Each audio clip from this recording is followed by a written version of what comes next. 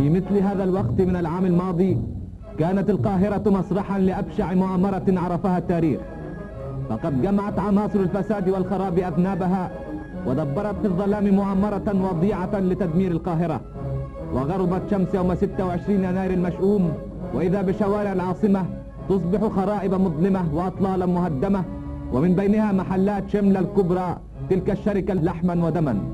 ومضى عام وأشرقت شمس يوم 26 يناير، وإذا الله يتطلع إلى مصر برعايته، وإذا بها في حماية جيشها الباسل تتألق من جديد حياة ونشاطا، وإذا بالخرائب تتحول إلى منشآت عالية ناطقة بعظمة مصر.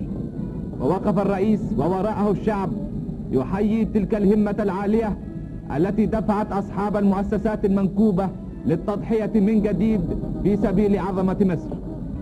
وظهر التضامن الوثيق بين أصحاب تلك المؤسسات لإنقاذ اقتصاديات البلاد، فبذلت البيوت التجارية وعلى رأسها محلات شملة الكبرى تلك الشركة المصرية الصميمة كل ما في وسعها لإعادة محلاتها إلى سابق مجدها، فجعلت منها صورة رائعة تفوق ما كانت عليه استعدادا وجمالا.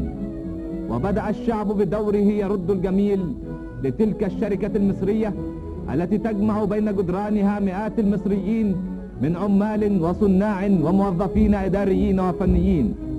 فللمصريين وحدهم الفضل الأول في إعادة هذه المؤسسة المصرية الصميمة تحت اسم محلات شملة الكبرى شركة مساهمة مصرية.